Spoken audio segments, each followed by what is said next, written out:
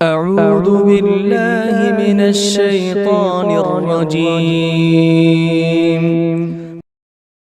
بسم الله الرحمن الرحيم.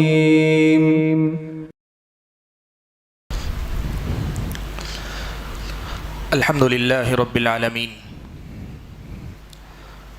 والصلاة والسلام على أشرف الأنبياء والمرسلين وعلى آله وأصحابه أجمعين ومن تبعهم بإحسان إلى يوم الدين. يا أيها الذين آمنوا اتقوا الله حق تقاته ولا تموتن إلا وأنتم مسلمون.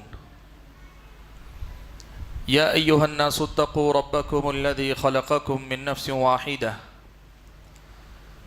وخلق منها زوجها وبث منهما رجالا كثيرا ونساء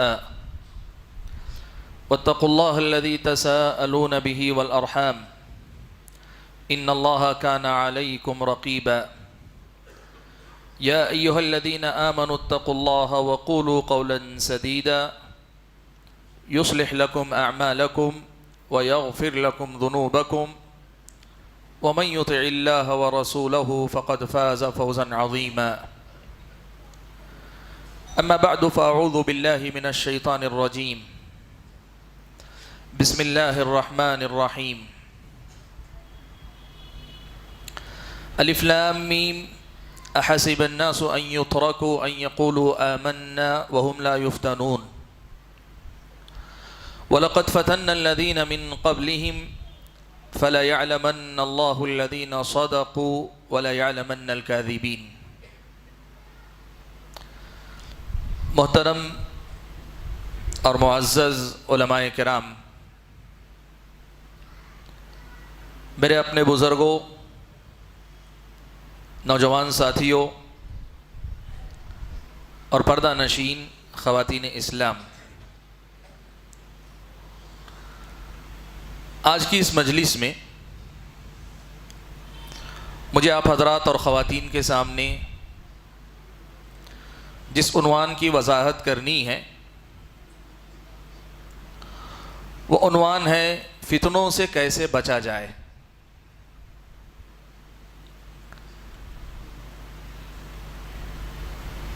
فتنہ ایک ایسا لفظ ہے جو ہم اور آپ اپنی بول چال کی زبان میں، اپنی عام گفتگو میں بکثرت استعمال کرتے ہیں۔ بہت ساری چیزوں کو ہم خود جانتے ہیں، پہچانتے ہیں کہ یہ فتنہ ہے، بلکہ لوگوں کو تنبیہ بھی کرتے ہیں کہ لوگوں کے لیے اپنے آپ کو فتنہ نہ بننے دو، لوگوں میں فتنہ نہ مچاؤ، فتنہ نہ پیدا کرو۔ لفظ فتنہ ہماری اپنی گفتگو میں، ہماری اپنی بول چال میں، ہماری اپنی روزمرہ کی زندگی میں ہم بارہا سنتے ہیں، بارہا ہم اور آپ اس لفظ کا اپنی زبان سے تذکرہ کرتے ہیں۔ لیکن اس موضوع پر سب سے پہلی بات اور سب سے پہلی حقیقت جو میرے اور آپ کے سامنے آنی ضروری ہے وہ یہ کہ ہمارے سماج میں فتنے کا جو معنی ہے، جو مفہوم ہے، جو مطلب ہے، وہ بڑا محدود معنی ہے۔ ہم جسے فتنہ کہتے ہیں، ہم جسے فتنہ سمجھتے ہیں، وہ ایسی کوئی بات ہے کہ جس کے نتیجے میں لوگوں کے درمیان انتشار پیدا ہو جائے، لوگوں میں اختلاف پیدا ہو جائے، لوگوں میں ٹکراؤ اور ناراضگی کی نوبت آ جائے، لوگ ایک دوسرے سے الجھ جائیں، یا ایک گروہ دوسرے گروہ سے ناراض ہو کر دل میں ناراضگی کو پالے جو آگے چل کر کئی قسم کے شرور اور نقصانات کو جنم دے، ہم اس کو فتنہ کہتے ہیں۔ لیکن قرآن و سنت میں جس کو فتنہ کہا گیا ہے اس کا معنی و مطلب اس معنی سے بہت زیادہ عام ہے۔ اسلام کی نظر میں یہ بھی فتنہ ہے کہ لوگوں کے درمیان لڑائی جھگڑے کی بنیادیں آپ پیدا کریں، یہ بھی فتنہ ہے، وہ غلط نہیں ہے، وہ صحیح ہے۔ لیکن فتنہ صرف اسی کو نہیں کہتے ہیں، فتنے کا معنی و مطلب اس سے کہیں زیادہ وسیع ہے، اس سے کہیں زیادہ عام ہے۔ کیا مطلب ہے اسلام کی نظر میں فتنے کا؟ کیا معنی ہے فتنے کا؟ عربی زبان میں کا یہ جو لفظ ہے اس کا معنی کیا ہے؟ شریعت کی نظر میں فتنہ کس کو کہتے ہیں؟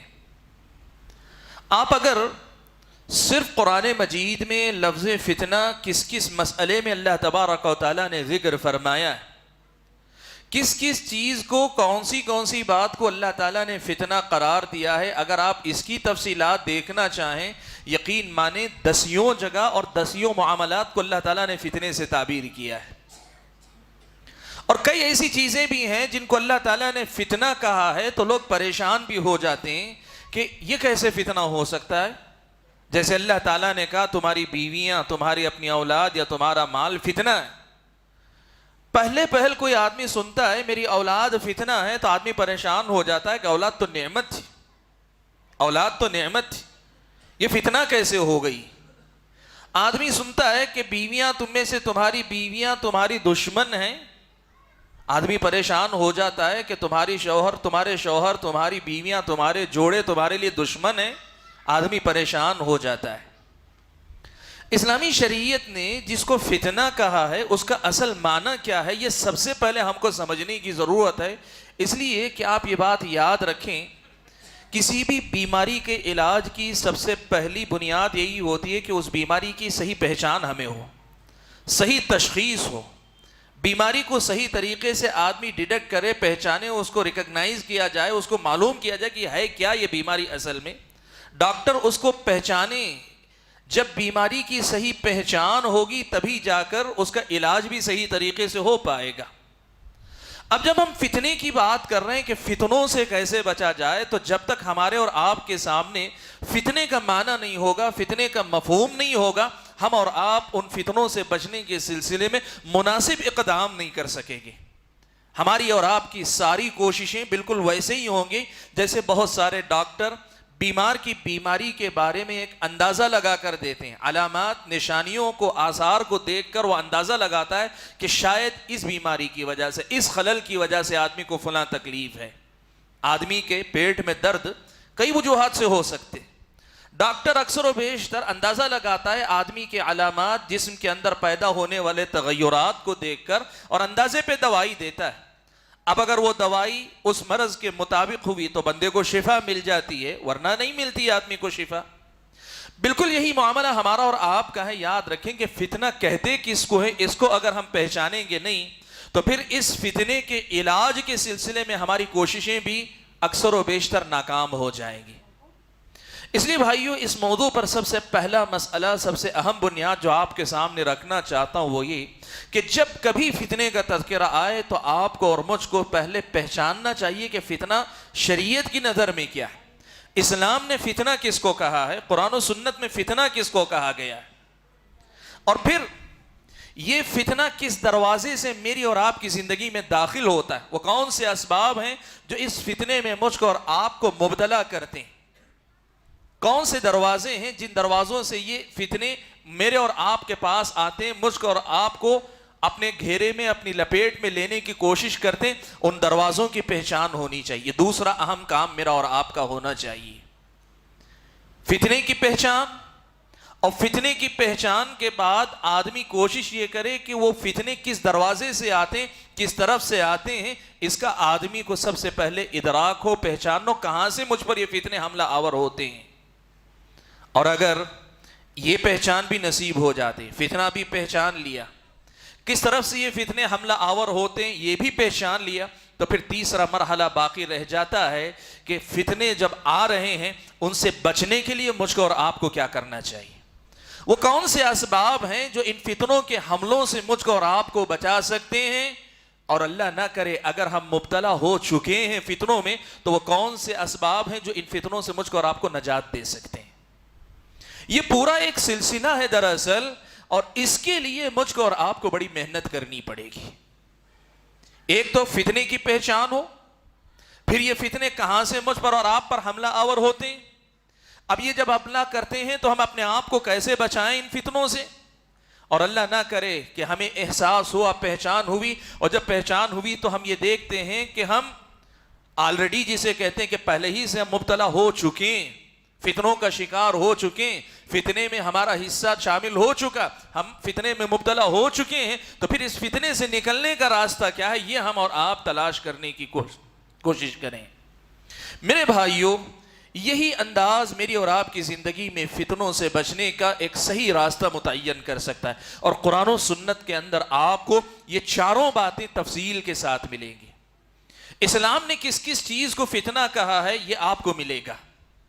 اسلام نے یہ بھی بتایا ہے کہ یہ فتنے کس کس راستے سے مجھ پر اور آپ پر حملہ آور ہوتے ہیں، اسلام نے یہ بھی بتایا ہے۔ اور جب یہ حملہ کرتے ہیں تو اپنے آپ کو ان فتنوں سے کیسے بچایا جائے، ایک ایک فتنے سے بچنے کے دسیوں راستے، دسیوں اسباب اسلام نے میرے اور آپ کے سامنے رکھے ہیں۔ اور اللہ نہ کرے اگر میری اور آپ کی زندگی میں ہم مبتلا ہو چکے ہیں کسی ایک فتنے میں، دو فتنوں میں، تین فتنوں میں، ہماری زندگی فتنوں کا شکار ہو چکی ہے، تو پھر ان سے نکلنے کے راستے بھی اسلامی شریعت نے بڑی تفصیل کے ساتھ بیان کیے۔ اور یہ جاننا، ان کو پڑھنا، ان کو سیکھنا، ان کو اپنی زندگی میں اپنے سامنے رکھ کر اپنا محاسبہ کرتے رہنا، یہی اصل میں میری اور آپ کی زندگی کا سب سے بڑا امتحان ہے۔ اس لیے کہ جو آدمی ان فتنوں سے بچ گیا، وہ آدمی خود بخود اللہ تبارک و تعالیٰ کی جنت کے راستے پہ چل نکلا ہے۔ اب اگر اللہ تعالیٰ کی توفیق ہوگی تو خاتمہ بالخیر ہوگا اور آدمی اللہ تعالیٰ کے پاس جنتی بن جائے گا۔ اور اگر ان میں سے کسی بھی مرحلے میں آدمی ناکام ہوا، فتنے کو پہچانا نہیں، یا پھر اسباب جہاں سے حملہ آور ہو سکتے تھے ان کو نہیں پہچانا، یا حملہ آور ہو گئے یہ فتنے، آدمی اپنے آپ کو بچانے کی کوشش نہیں کرتا ہے، ان اسباب کو اختیار نہیں کرتا جو فتنوں سے حفاظت کر سکیں، یا فتنوں میں مبتلا ہونے کے بعد، اس کا ادراک ہونے کے بعد اپنے آپ کو اس سے نکال باہر کرنے کی کوشش نہیں کرتا، تو ایسے انسان کی تباہی، ایسے انسان کے دین و ایمان کو خطرہ، ایسے انسان کی آخرت میں ناکامی، نامرادی کے پورے امکانات ہوتے ہیں۔ میرے بھائیوں، آج جو تفصیل ابھی میں نے آپ کے سامنے رکھی، اس تفصیل کے مطابق اگر قرآن و سنت میں کس کس چیز کو، کس کس بات کو فتنہ کہا گیا ہے، اگر ایک ایک چیز کو میں لے کر آپ کے سامنے گفتگو کرنا چاہوں، یقین مانیں نہ میرے بس کی بات ہے کہ میں اتنے قلیل وقت میں آپ کے سامنے اس کو سمیٹ سکوں، اور نہ آپ ہی کے بس کی بات ہے کہ آپ ایک مجلس میں ساری باتوں کو سمیٹ سکیں۔ یہ ایک سلسلہ، اس کو تو سلسلہ در سلسلہ چلنا چاہیے کہ قرآن و سنت میں کس کس چیز کو فتنہ کہا گیا ہے، ان میں سے ہر ایک فتنے کو لے کر یہ چاروں باتیں اس فتنے سے متعلق کتاب و سنت میں کیا بیان کی گئی ہیں، ہم اس کو عوام الناس کے سامنے رکھیں اور عوام الناس اہل علم کے سامنے بیٹھ کر سیکھیں، تبھی جا کر ہم اور آپ ان فتنوں کی دنیا سے باہر ہو سکتے۔ لیکن چونکہ مجھے آپ کے سامنے مختصر سے وقت کے اندر اس ایک موضوع کو نبھانا، اس موضوع کی وضاحت کرنی ہے، تو میں ساری تفصیلات میں گئے بنا کچھ بنیادی نکات صرف آپ کے سامنے رکھنا چاہتا ہوں، جن کی روشنی میں باذن اللہ فتنوں کے متعلق ایک عام تصور اور فتنوں سے بچنے کے بنیادی چند راستے آپ کے سامنے واضح ہوں گے باذن اللہ۔ اور جیسے میں پہلے یہ بات آپ کے سامنے رکھ رہا ہوں کہ یہ اس موضوع کا احاطہ نہیں، یہ پورے موضوع کو سمیٹنے والی بات نہیں، لیکن ہوتا یہ ہے کہ جب کسی موضوع کو ہم سمیٹ نہیں سکتے تو کوشش یہ کریں کہ ہم کم از کم اس موضوع کی بنیادی کچھ باتیں ایسی سن لیں کہ جن کی روشنی میں ہمیں اندازہ ہو کہ فتنے ہمیں کس کس طرف سے گھیرے ہوئے ہیں، اور پھر ہم اس پر محنت کریں اور محنت کر کے اپنی زندگی کو ان فتنوں سے بچا لیں، ان فتنوں سے نکال باہر لائیں۔ بھائیو، فتنہ کس کو کہتے ہیں؟ سب سے پہلے عربی زبان کے لفظ فتنہ یا فتن یفتن فتنتن کا معنی ہوتا ہے آزمانا۔ کسی کو بھی آزمانے کو فتن یفتنو کہتے ہیں۔ کسی بھی چیز کے سلسلے میں آدمی کو آزمائش سے گزرنا پڑے، کسی بھی معاملے میں آزمائش سے گزرنا پڑے تو اس کو فتنہ کہتے ہیں عربی زبان میں۔ لیکن شرعی اصطلاح میں جس فتنے سے بچنے کی تلقین کی گئی، جس فتنے کے بارے میں ہم اور آپ کو متنبہ کیا گیا ہے، اس سے مراد میری اور آپ کی زندگی کا ہر وہ معاملہ جہاں مجھ کو اور آپ کو اللہ تبارک و تعالیٰ کی بندگی کی راہ میں آزمائش کا سامنا کرنا پڑے۔ میں اور آپ اس دنیا میں اللہ تعالیٰ کی بندگی کے لیے پیدا کیے گئے، ہم انفرادی زندگی میں، ہماری اپنی عائلی اور گھریلو زندگی میں، اجتماعی زندگی، سماجی اور معاشرتی میری اور آپ کی زندگی، میری اور آپ کی قومی اور ملی جو زندگی ہے، اور میری اور آپ کی خلوت یعنی تنہائی، میری اور آپ کی جلوت یعنی ہم جب مجلسوں میں ہوتے ہیں، زندگی کے ہر مقام پہ، ہر معاملے میں اللہ تبارک و تعالیٰ کی بندگی کرنا، یہ میری اور آپ کی زندگی کا مقصد ہے۔ وما خلقت الجن والانس الا لیعبدون، کہ جن و انس کو اللہ تعالیٰ نے کہا میں نے پیدا ہی اس لیے کیا کہ یہ میری بندگی کر سکیں۔ اب آپ کے سامنے اللہ تبارک و تعالیٰ کی بندگی کا ایک راستہ صراط مستقیم ہے، کتاب و سنت کی وہ شاہراہ ہے جس پر آپ کو چلنا ہے، عقیدے میں، عبادات میں، اپنے معاملات میں، اپنے اخلاق میں، اپنی انفرادی زندگی میں، اجتماعی زندگی میں، سارے معاملات میں کتاب و سنت کی ایک شاہراہ پر آپ کو چلنا ہے۔ اس راستے پر چلنے کی راہ میں کوئی بھی چیز ایسی آپ کے سامنے آتی ہے جو آپ کو اس راستے سے ہٹانا چاہتی ہے، ہٹا سکتی ہے، بھٹکا سکتی ہے، بہکا سکتی ہے، یا کم از کم اس راستے پر آپ کی جو رفتار ہے اس رفتار کو دھیمی کر سکتی ہے، اسلامی شریعت کی نظر میں وہ چیز فتنہ ہے۔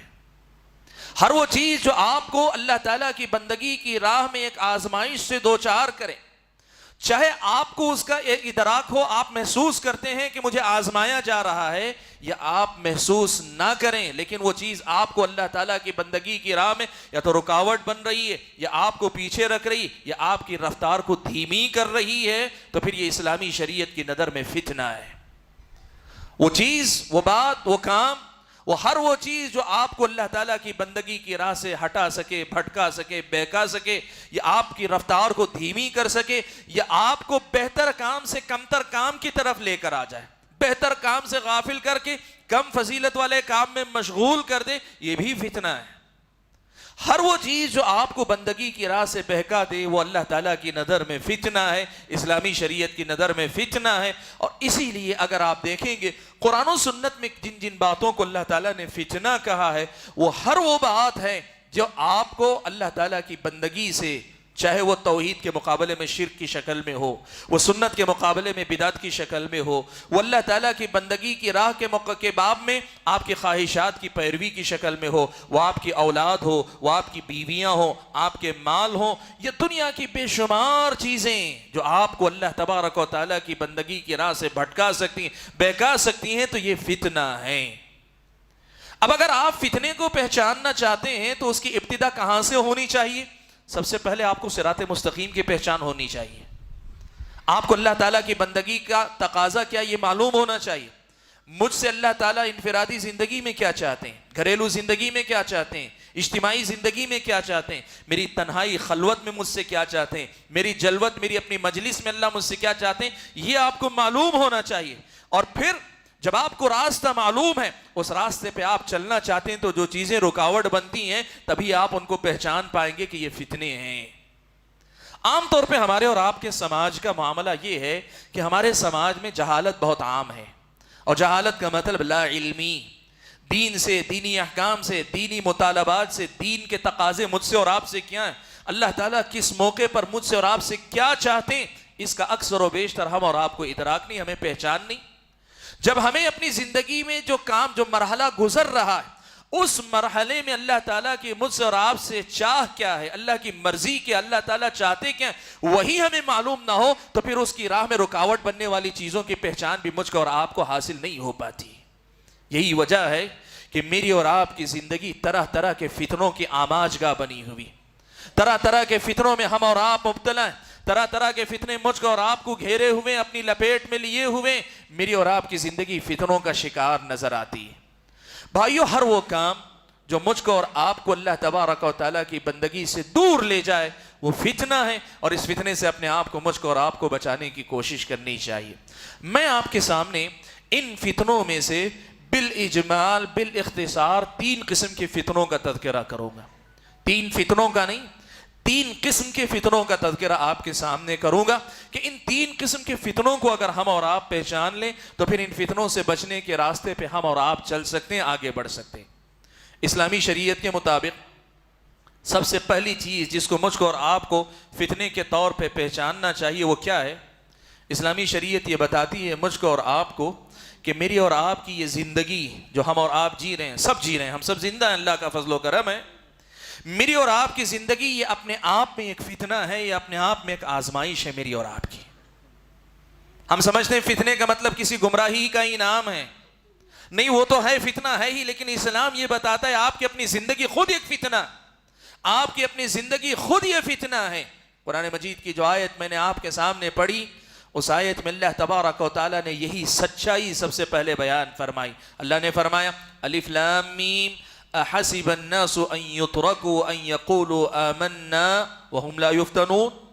کیا لوگوں نے یہ سمجھ رکھا ہے کہ وہ کہیں گے کہ ہم ایمان لائے تو ان کو چھوڑ دیا جائے گا, ان کو آزمایا نہیں جائے گا, ان کو فتنوں میں مبتلا نہیں کیا جائے گا, ان کو آزمایا نہیں جائے گا؟ نہیں, ایسا نہیں. اللہ تعالیٰ کی یہ سنت ہے کہ اللہ نے فرمایا وَلَقَدْ فَتَنَّ الَّذِينَ مِن قَبْلِهِمْ, ان سے پہلے جتنی قومیں گزر چکی ہیں ہم نے سب کو آزمایا, سب کو فتنوں سے دو چار کیا. کیوں؟ فَلَيَعْلَمَنَّ اللَّهُ الَّذِينَ صَدَقُوا وَلَيَعْلَمَنَّ الْكَاذِبِينَ. اللہ تبارک و تعالی اس چیز کو دکھانا چاہتے ہیں, ظاہر کرنا چاہتے ہیں کہ کون اپنے دعوی ایمان میں سچا ہے اور کون اپنے دعوی ایمان میں جھوٹا ہے. اللہ تبارک و تعالی اس چیز کو بتانا چاہتے ہیں. آیت کا سادہ پیغام, سیدھا پیغام کیا ہے؟ زندگی ہے, ایمان والی زندگی اگر جینا چاہتے ہو تو تمہاری آزمائش, تمہارے سامنے فتنوں کا آنا, تمہاری زندگی کا آزمائشوں سے دوچار ہونا, یہ اللہ تعالیٰ کی طے شدہ سنت ہے. اللہ تعالیٰ کی طے شدہ سنت ہے, اس سے کسی کو چھٹکارا نہیں. قرآن مجید میں یہی معنی اللہ تعالیٰ نے کئی مقامات پہ بیان فرمایا. سورہ ملک میں اللہ نے فرمایا الذی خلق الموت والحیات لیبلوکم ایکم احسن عملا.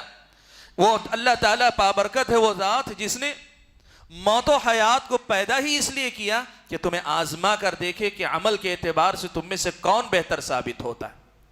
یہ جو اتباع کا راستہ ہے, یہ جو اتباع کی جو راہ ہے, شاہراہ ہے, اس پر ایسا نہیں کہ تم بڑی آسانی سے چلتے چلے جاؤ گے, نہیں, اس پہ تمہیں آزمایا جائے گا. یہ ایسا نہیں, جنت کا جو راستہ ہے یہ ایسے ہی نہیں چلا جائے گا. یہ جنت کا راستہ واضح ہے, لیکن جب اس پہ چلو گے تو تمہیں آزمایا جائے گا. اور کیسے آزمایا جائے گا؟ پیارے نبی صلی اللہ علیہ وسلم نے فرمایا اشد الناس بلاء الانبیاء ثم الامثل فالامثل. سب سے سخت آزمائش ان راستوں پر انبیاء کی ہوتی, اور انبیاء کے بعد جو نبی کے سے جتنا قریب, جتنی مشابہت رکھتا ہے, جتنا نبی کی سنت کی پیروی کرنا چاہتا ہے, اتنا ہی اسے آزمایا جائے گا. یہ زندگی کا امتحان ہے, یہ زندگی کی ایک آزمائش ہے. زندگی کی اس آزمائش میں کھرے اترنے والے ہی اصل میں سچے مومن ہیں. بھائیوں, اپنی زندگی کو ہی سب سے پہلے ایک آزمائش سمجھو, ایک فتنہ سمجھو, تبھی زندگی کے اندر چوکنا رہو گے, بیدار رہو گے, ہوشیار رہو گے. زندگی من چاہی گزرے گی, زندگی اپنی مرضی کے مطابق گزرے گی, زندگی اپنی خواہش کے مطابق گزرے گی, زندگی گزر جائے گی, لیکن فتنے میں کامیاب ہونے والی زندگی نہیں ہوگی, فتنوں سے نجات پا کر جینے والی زندگی نہیں ہوگی. اپنی زندگی کو خود اپنے لیے ایک آزمائش سمجھو, اس لیے کہ اللہ تعالیٰ نے تمہاری زندگی کو تمہارے لیے آزمائش بنایا ہے. رب نے تمہاری زندگی کو تمہارے لیے آزمائش بنایا. زندگی کو ایک آزمائش سمجھو, ایک امتحان سمجھو, تبھی تم کامیابی کو پا سکتے ہو. اب یہ آزمائش کیسے ہوتی ہے زندگی کے اندر؟ قرآن مجید کے اندر اللہ تبارک و تعالیٰ نے بڑی سادہ الفاظ میں, بہت ہی مختصر الفاظ میں اللہ تعالیٰ نے بتا دیا کہ وَنَبْلُوكُمْ بِالشَّرِّ وَالْخَيْرِ فِتْنَةً. وَنَبْلُوكُمْ بِالشَّرِّ وَالْخَيْرِ فِتْنَةً. زندگی میں تمہارے ساتھ کوئی بھی اچھا ہوتا ہے, کچھ بھی اچھا ہوتا ہے, کوئی بھی اچھی چیز ملتی ہے, کوئی بھی اچھی چیز جو تمہاری پسند اور مرضی کے مطابق ہوتی, یہ بھی تمہاری آزمائش ہے, تمہارے لیے فتنہ ہے. اور تمہارے ساتھ اگر کچھ برا ہوتا ہے, ناپسندیدہ بات ہوتی, یہ بھی تمہارے لیے آزمائش ہے. وَنَبْلُوكُمْ بِالشَّرِّ وَالْخَيْرِ فِتْنَةً. تمہارے ساتھ تم اچھا ہو یہ بھی آزمائش ہے, اور تمہارے ساتھ برا ہو یہ بھی آزمائش ہے. میں اس کی تفصیل میں جانا چاہوں, بات بہت دور تک جائے گی, لیکن مختصر صرف اشارہ کر دیتا ہوں. اسلام مجھ کو اور آپ کو یہ بات سکھاتا ہے, تمہارے ساتھ کچھ اچھا ہوتا ہے, شکر گزار بننے والی عادت پیدا کرو. تمہاری شکر گزاری تمہارے اس فتنے میں کامیابی کی ضمانت ہے. کچھ بھی اچھا ہوتا ہے, چھوٹی سی بات ہو یا بڑی سے بڑی بات ہو, اور اگر تمہارے ساتھ کچھ بھی برا ہوتا ہے, معمولی پیر میں کانٹا چبھنے سے لے کر دنیا کی بڑی سے بڑی مصیبت آ جائے, مصیبتوں کے پہاڑ ٹوٹ پڑے, یہ بھی آزمائش ہے اللہ تعالیٰ کی طرف سے. اس زندگی میں تمہارے ساتھ جو بھی ہوتا ہے یہ تمہاری اپنی آزمائش ہے.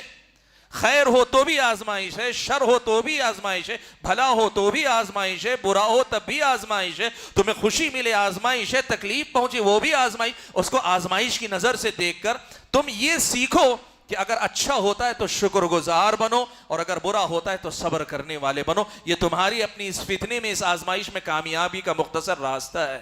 اور بھائیو, قرآن مجید میں اللہ تعالیٰ نے ایک بہت بڑی سچائی بیان کی. زندگی کے اس امتحان میں ایسے لوگ بہت ہیں جو اپنے برے وقت کو اپنے لیے آزمائش سمجھتے ہیں اور بسا اوقات اللہ کی توفیق سے صبر بھی کر لیتے ہیں، لیکن ایسے لوگ بہت کم ہیں جو زندگی کی اچھائیوں کو، بھلائیوں کو، زندگی میں آنے والی خوشیوں کو اپنے لیے آزمائش سمجھنے والے لوگ دنیا کے اندر بہت کم ہیں۔ اور اللہ نے کہا وَقَلِيلٌ مِّنْ عِبَادِيَ الشَّكُورُ، سچائی بھی یہی ہے کہ میرے بندوں میں شکر گزار بندے بڑے کم ہیں۔ سبحان اللہ۔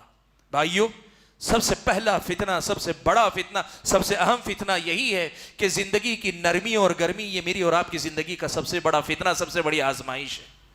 عام طور پر فتنے کا جو ایک محدود معنی ہمارے سامنے ہے تو وہ چیزیں جو ہمیں نقصان پہنچے ہم اس کو فتنہ سمجھتے ہیں، لیکن اسلامی شریعت جس چیز کو فتنہ قرار دیتی، ساری زندگی تمہاری آزمائش ہے، اس زندگی میں اپنے آپ کو کامیاب بنانے کی کوشش کرو۔ اسلام مجھ کو اور آپ کو اس بات کی تعلیم دیتا ہے۔ یہ سب سے پہلے تو فتنے کا ایک باب ہے۔ میں نے کہا 3 اہم میدان آپ کے سامنے رکھوں گا۔ پہلی بات میں نے کہا بالعموم زندگی اور زندگی کے جو معاملات ہیں، زندگی میں جو بھی آپ کا معاملہ، سارے معاملات آپ کی آزمائش، حتیٰ کہ اللہ تعالیٰ نے یہ بھی کہا کہ لوگوں کے آپس میں ایک دوسرے کے جو معاملات وہ بھی فتنہ، وَجَعَلْنَا بَعْضَكُمْ لِبَعْضٍ فِتْنَةً، ہم نے تم میں سے بعض کو بعض کے لیے فتنہ بنایا ہے، تم میں سے بعض کو بعض کے لیے آزمائش کا ذریعہ ہم نے بنایا ہے۔ ایک فقیر آدمی صرف فقیر نہیں، وہ مالدار کی آزمائش ہے۔ ایک مالدار آدمی صرف مالدار نہیں، وہ ایک فقیر کے لیے آزمائش ہے۔ ایک ماتحت آدمی اپنے سربراہ، اپنے ذمہ دار کے لیے آزمائش ہے۔ ایک ذمہ دار آدمی اپنے ماتحت کے لیے آزمائش ہے۔ ایک پڑوسی دوسرے پڑوسی کے لیے آزمائش ہے۔ ایک اچھا عقل مند آدمی بھولے بھالے انسانوں کے لیے آزمائش ہے۔ بھولا بھالا نادان انسان وہ تمہارے لیے آزمائش۔ دنیا کے اندر اللہ تعالیٰ نے ہر انسان کو دوسرے کی آزمائش کا ذریعہ اللہ تعالیٰ نے بنایا۔ زندگی کی اتنے وسیع امتحان، اتنے بڑے فتنے کو فتنہ سمجھو، آزمائش سمجھو اور اپنے آپ کو کامیاب بنانے کی کوشش کرو۔ یہ ہے فتنے کا سب سے وسیع مفہوم، سب سے عام معنی جو قرآن و سنت کے اندر اللہ تعالیٰ نے میرے اور آپ کے سامنے بیان فرمایا۔ کہا وَجَعَلْنَا بَعْضَكُمْ لِبَعْضٍ فِتْنَةً، ہم نے تم میں سے بعض کو بعض کے لیے فتنہ، آزمائش کا ذریعہ بنایا۔ اسی لیے عورت کو اللہ تعالیٰ نے فتنہ کہا تو کیوں کہا؟ اس لیے نہیں کہا کہ اس کی کوئی مذمت ہے، کوئی برائی ہے، کہا نہیں، عورت اپنی جگہ پہ بہت نیک ہوگی، لیکن مرد کے لیے وہ آزمائش کا ذریعہ ہے تو وہ فتنہ ہے، مرد کی آزمائش کا ذریعہ ہے۔ اسلامی شریعت کی نظر میں فتنے کا یہ وسیع معنی ہے، سب سے پہلے ہم اپنی زندگی کو اپنے لیے ایک فتنہ، ایک آزمائش سمجھیں اور زندگی کی اس امتحان میں، زندگی کے ان فتنوں سے اپنے آپ کو بچا کر چلنے کی کوشش کریں۔ یہ سب سے پہلا میدان ہے جہاں مجھ کو اور آپ کو فتنوں کی راہ میں اپنے آپ کو بچانے کی کوشش کرنی ہے۔ بھائیو، اس زندگی میں ہمیں جو نقصان پہنچانے والے فتنے ہیں، جو مجھ کو اور آپ کو نقصان پہنچا سکتے ہیں، وہ جو فتنے ہیں وہ 2 قسم کے فتنے ہیں۔ ایک ہیں شہوات کے فتنے، خواہشات کے فتنے، اور دوسرے ہیں شبہات کے فتنے، مختلف قسم کے جو شبہات آتے ہیں ان سے متعلق فتنے۔ اب اگر شہوات سے، خواہشات سے متعلق فتنوں کی فہرست بیان کی جائے، بات بہت لمبی جائے گی، بہت دور تک جائے گی، اور دوسری طرف اگر شبہات کی دنیا کی بات کریں اس کی بھی کافی لمبی فہرست آئے گی۔ قرآن مجید میں اللہ تبارک و تعالیٰ نے شہوات کے فتنوں کا تذکرہ کرتے ہوئے ایک جامع آیت میں اللہ تعالیٰ نے کئی فتنوں کا تذکرہ کیا۔ اللہ نے فرمایا زُيِّنَ لِلنَّاسِ حُبُّ الشَّهَوَاتِ مِنَ النِّسَاءِ وَالْبَنِينَ وَالْقَنَاطِيرِ الْمُقَنطَرَةِ مِنَ الذَّهَبِ وَالْفِضَّةِ وَالْخَيْلِ الْمُسَوَّمَةِ وَالْأَنْعَامِ وَالْحَرْثِ ذَلِكَ مَتَاعُ الْحَيَاةِ الدُّنْيَا۔ اللہ نے فرمایا کہ لوگوں کے نزدیک یہ جو خواہشات ہیں، خواہشات کی محبت اللہ تعالیٰ نے مزین کر دی۔ ہر آدمی اپنے دل کے اندر ان چیزوں کی خواہش محسوس کرتا ہے، اور اب یہ خواہش آدمی کا امتحان بن جاتی ہے۔ کن چیزوں کی خواہش؟ کہا من النساء، عورتوں کی خواہش، عورتوں کی خواہش، والبنین، اولاد کی خواہش، والقناطیر المقنطرۃ من الذهب والفضہ، سونے اور چاندی کے ڈھیر، سونے اور چاندی کے ڈھیر یعنی مال و دولت کی کثرت کی خواہش، والخیل المسومہ، بڑے لگے بندھے تیار گھوڑوں کی خواہش یعنی اچھی سواری کی خواہش آدمی کے دل کے اندر، والانعام، چوپائے جو آدمی کے پاس جاگیر کے طور پہ، آدمی کے پاس دولت کے طور پہ رہے، چوپایوں کا پورا لمبا اپنا ایک ہی، جس کو آج کے دور میں آپ کہنا چاہیں ایک اچھا بزنس کہہ سکتے ہیں آپ۔ پرانے زمانے میں چوپایوں کی تجارت زیادہ تھی، تو آپ آج کے دور میں کہنا چاہیں تو ایک اچھا بزنس ہو، اس کی بھی آدمی کے پاس خواہش ہوتی ہے۔ والحرث، یہ آدمی چاہتا ہے کہ لمبی جاگیر ہو، کھیتیاں ہو، سب کچھ ہو. آدمی کے خواہشات کی ایک لمبی فہرست اللہ تعالیٰ نے گنائی ہے. میرے بھائیو، اسلامی شریعت مجھ کو اور آپ کو ایک بات یہ بتاتی ہے، یاد رکھو، یہ جتنی خواہشات ہیں یہ میرے اور آپ کے لیے اسلامی شریعت نے اس کے اندر ایک بہت ہی نازک جو ہے ضابطہ متعین کیا. خواہشات انسان کے اندر اللہ نے فطری طور پہ رکھی ہیں. خواہشات کا پایا جانا اپنے آپ میں غلط نہیں ہے. خواہشات تو اللہ تعالیٰ نے انسان کی فطرت میں رکھی ہیں، اور اسلام کو اللہ تعالیٰ نے دین فطرت بنایا، فطرت کے مطابق دین اللہ تعالیٰ نے بنایا. لیکن اسلام نے ایک ضابطہ رکھا ہے، اور یہ ضابطہ یاد رکھنا، اس انسانی زندگی میں انسان کے لیے جتنی خواہشات کی تکمیل ضروری تھی، انسان کی خواہشات میں سے جن خواہشات کو پورا کرنا ضروری تھا، اور جس قدر، جس لیول تک یا جس معیار تک اس خواہش کو پورا کرنا ضروری تھا، اللہ تعالیٰ نے اس سب کو حلال قرار دیا. اس شریعت کی بہت بڑی خوبی یہ ہے کہ خواہشات کو مارنے کی دعوت اسلام نے نہیں دی. کسی بھی قسم کی خواہش، عورتوں کی خواہش، اولاد کی خواہش، مال کی خواہش، آپ کے اپنے جار و جائیداد کی خواہش، کاروبار کی خواہش، خواہشات کی ایک لمبی دنیا آپ کے پاس ہے. اسلام نے آپ کو خواہشات کو مارنے کا حکم نہیں دیا ہے، یاد رکھنا اس بات کو. اسلام نے ہر انسان کی زندگی میں جو خواہشات اللہ نے فطری طور پہ رکھی ہیں، ان فطری خواہشات میں سے جو انسانی زندگی کے لیے ضروری تھی، جس میں انسانوں کی بھلائی تھی، جو انسانی فطرت کے مطابق تھی، اللہ تعالیٰ نے ان تمام خواہشات کی تکمیل کو حلال قرار دیا. اور حلال بھی اللہ تعالیٰ نے کس درجے تک کیا ہے؟ جس درجے تک خواہش کا پورا کرنا انسان کے لیے ضروری ہے، جس درجے تک خواہش کا پورا کرنا ضروری ہے، اس درجے تک اللہ تبارک و تعالیٰ نے اسے حلال قرار دیا. رہی وہ خواہشیں، انسانوں کی وہ خواہشیں جن میں انسانوں کا بھلا نہیں، انسانی سماج کا بھلا نہیں، انسانی سماج کا نقصان ہے، یا پھر کوئی بھی کسی بھی خواہش کی وہ حد جس حد کے بعد وہ خواہش انسان کے لیے نقصان دہ بن جاتی، اللہ تعالیٰ نے اسے حرام قرار دیا ہے. اسلامی شریعت خواہشات کو مارنے کی تعلیم ہرگز نہیں دیتی. اسلامی شریعت خواہشات کو مارنے کی تعلیم ہرگز نہیں دیتی.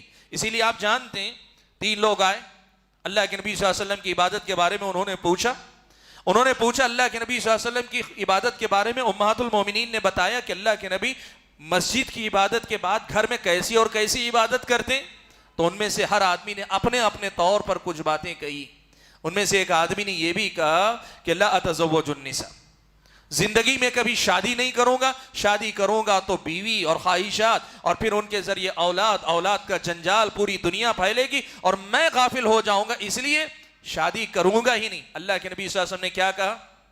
اللہ کے نبی صلی اللہ علیہ وسلم نے اس کو روکا ٹوکا. بعد میں آنے کے بعد امہات المومنین نے بتایا، اللہ کے نبی نے کھڑے ہو کر خطبہ دیا، لوگوں کے بارے میں ایک ایک کا تذکرہ کرتے ہوئے اللہ کے نبی نے کہا تم کہتے ہو شادی نہیں کرو گے، میں اللہ سے سب سے زیادہ ڈرتا ہوں لیکن پھر بھی میں نے شادی کی.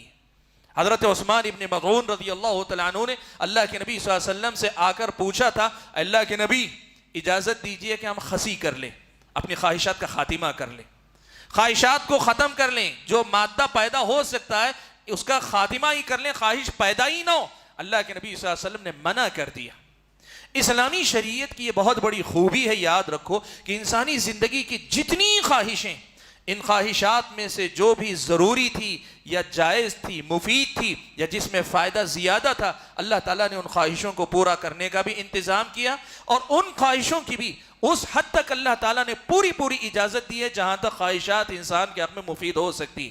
لیکن جو خواہشیں انسانوں کے لیے نقصان دہ ہیں یا جو خواہشیں اپنی حد کے بعد نقصان دہ ہوتی ہیں، وہاں سے اسلامی شریعت نے اسے حرام قرار دیا. اور خواہشات کا فتنہ ہی ہے، اب یہاں سے آپ فتنے کا معنی سمجھیں کہ خواہشات کا فتنہ ہی یہ ہے کہ آدمی ان چیزوں کی خواہش کرے جن چیزوں کو اللہ تعالیٰ نے حرام قرار دیا ہے، ان چیزوں کی خواہش کرے جن چیزوں کو اللہ تعالیٰ نے حرام قرار دیا ہے، یا ان چیزوں کی خواہش کرے جن چیزوں کو اللہ تعالیٰ نے ایک حد تک جائز قرار دیا، اس حد کو پار کر کے آدمی ان کی طلب کرے. اسلامی شریعت کی نظر میں یہ شہوات کا فتنہ، یہ خواہشات کا فتنہ ہے. ایک مسلمان کو یہ معلوم ہونا چاہیے کہ میرے پاس اللہ نے طرح طرح کی خواہشات رکھی، کھانے کی خواہش، پینے کی خواہش، چکھنے کی خواہش، دیکھنے کی خواہش، چھونے کی خواہش، انسان کی فطری خواہش، خواہشات کی لمبی دنیا ہے.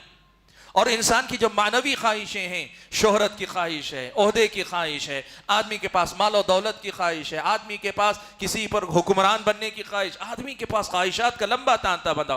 اسلام یہ کہتا ہے تمہاری خواہشوں میں سے جو جائز خواہش ہے وہ کیا ہے، اس کو پہچان لو.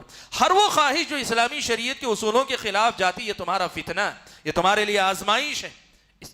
اسی لیے اللہ تبارک و تعالیٰ نے اسلامی شریعت کے اندر یہ بات بڑی وضاحت کے ساتھ بیان فرمائی. اللہ نے فرمایا انما اموالکم و اولادکم فتنہ، تمہارے مال اور تمہاری اولاد تمہارے لیے فتنہ ہیں. حالانکہ مال انسانی ضرورت ہے.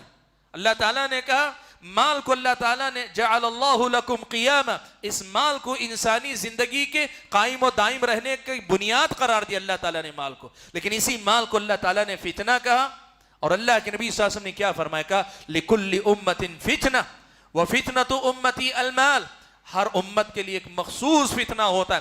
میری امت کے لیے کوئی اگر مخصوص فتنہ ہے تو وہ مال کا فتنہ ہے.